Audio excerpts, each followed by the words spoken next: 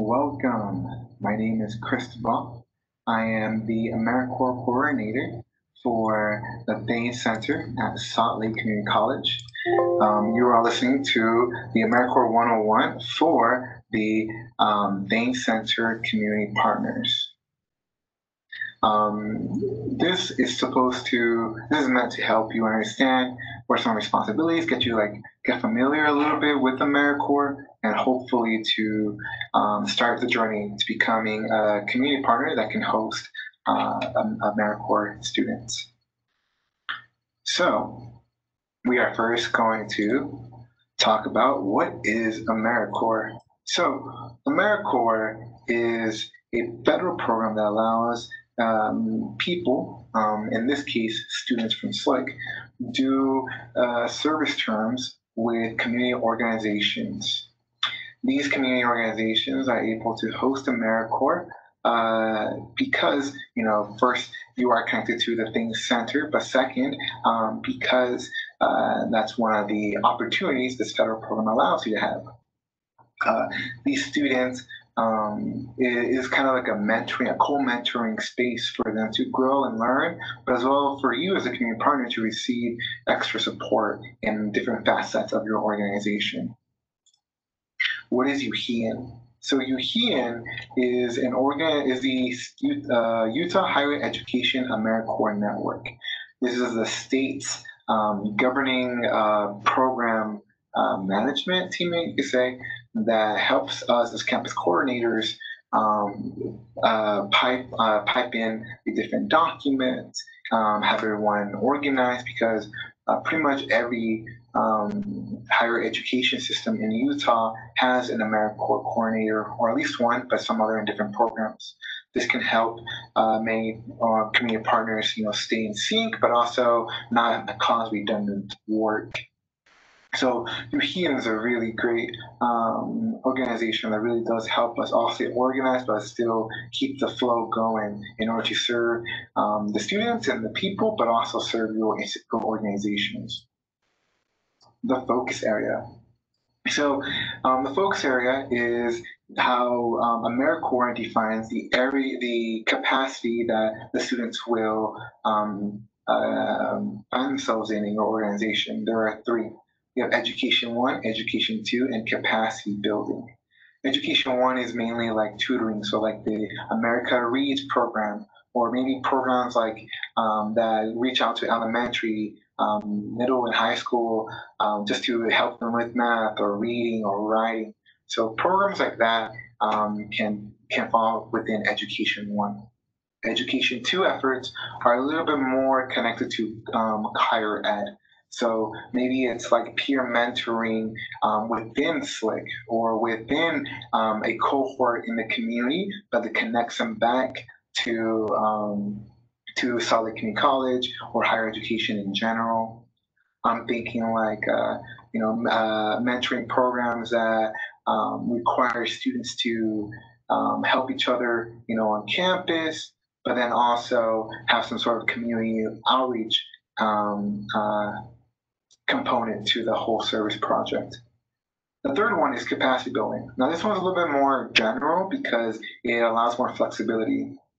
This one allows the community organization to have an AmeriCorps member help them build more value into their organization. So an example would be like creating a volunteer system, a tracking system, reaching out to campuses, tabling. So it's a little bit more. It's a little bit more handy in the sense of allowing AmeriCorps members to create and manage and overlook different initiatives or systems.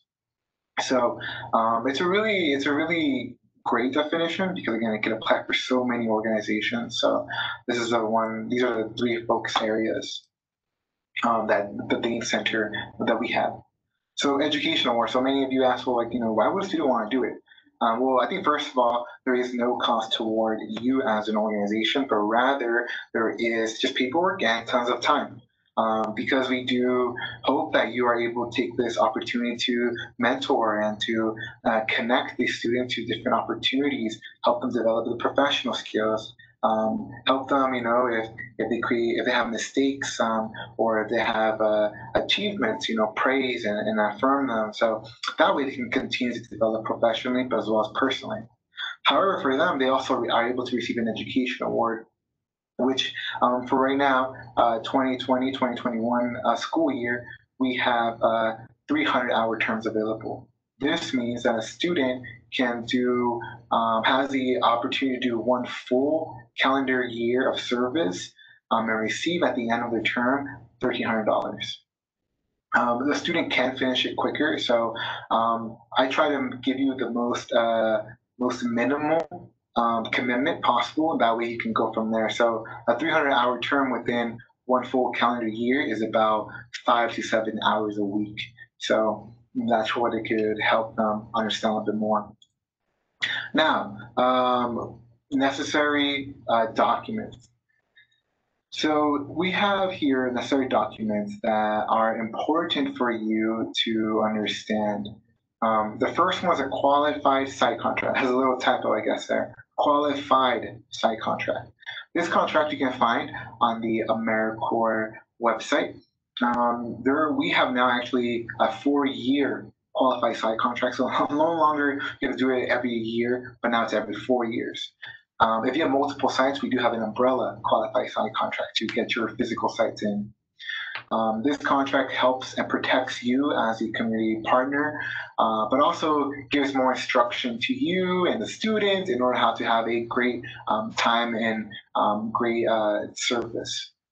The position description, on the other hand, needs to be done for every student or every potential AmeriCorps member. So qualified site contract only once every 4 years. Position description every time you have a new member coming on board. So now the position description, again, that correlates with, or that connects to the 3 focus areas. And so education 1, education 2, or capacity building. Depending on which one of those, that's the position description paperwork you will need. I would recommend that the person who will be supervising the student be the person who signs and gives the information in the position description. The qualified site contract can be done by a higher up or legal or some sort of like department like that, while the position description should be left to the site supervisor, because they will be the one receiving the credentials to approve hours, help them, will be the main line of contact from you here. Enrollment. This is something that many people ask. Enrollment for students is about a month. However, if a community organization is able to do the qualified site contract beforehand, we can shorten that down to about 2 to 3 weeks. So it does really help if we do have community partners with already a qualified site contract in hand. Enrollment for a student is a little bit complex. But what they need to know from you is, what are their expectations to work? Can they work remotely? What options are there to do remote work? What about transportation? Do they have to be, what's the office hours? When do they have to be there physically? So all these questions are actually answered through the Google form that is found in this, in the AmeriCorps Slick site that you are able to view. So the Google form will help you create a job description for the position description. I know it's kind of a lot of issues there, but the job description helps them understand, again, what they're getting into. That helps us formulate and give more of a parameter for the position description that you will need to sign with the student. And there's also initial boxes there as well. And again, all these paperwork is included is on the website of the AmeriCorps Slick. So recruitment.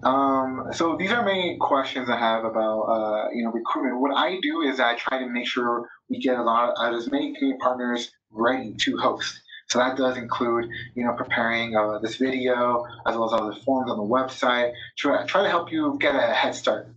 But we do need to meet, and you do have there is a virtual way that you can make an appointment with me. But I try to, I get them on the blog. I work with Rebecca to get, it on the social media, on the newsletter. I talk with the Career Development Center, offering different opportunities there as well. So that's what I do. What you can do is, if you have a students already that volunteer with you and are attending SLAKE, you can let them know, like, hey, do you want to do a little bit more permanent service with us? Because that's what AmeriCorps really does. It helps retain volunteers with you, so they won't be just a one-time thing, but rather be with you, for a little while, giving you a little bit more dependency they can create on certain volunteers. Also, what we can do is that on the Google form that is on the site, you can upload, logos or something like that, so I can create some more social media, in order to help you out. Some designs here for campus, for campus displays. So the last thing I want to talk about is about AmeriCorps and COVID-19. So right now, again, we're also going through this pandemic, and what's really great about UHEAN, the state organization, is that they have allowed us to be a little bit more flexible. So in case we all have to, be locked down at home, there are different things that students are able to do through UHEAN. However, I also do require all community partners that are going to be with the Thane Center and AmeriCorps to require some, written out opportunities that students can do from home or remote work, as well as online work maybe. This not only helps, if we are locked down, but maybe it also allows more opportunity for those who aren't able to, physically transport themselves to your location, or they may be a working parent and need some, some on-site volunteer, but maybe they also need to do some off-site or remote volunteering as well. So this does increase more accessibility for all our students, regardless of COVID, but especially because of COVID. So, like I said, that's pretty much the quick run through. You can learn more about this at at the AmeriCorps site in slake.edu, as well as let me know. You can always email me, as well as you can always make an appointment with me, and now we can focus on you and what we can do to have this be an excellent time. As well as the UHEAN site does allow you, if you have any questions or you want to know more about the roles and responsibilities, there's lots of those trainings in the UHEAN.org site, and there are links in this site as well to that, so you can learn more. So I look forward to meeting you, and hopefully we can get you on the path to host an AmeriCorps. Thank you very much.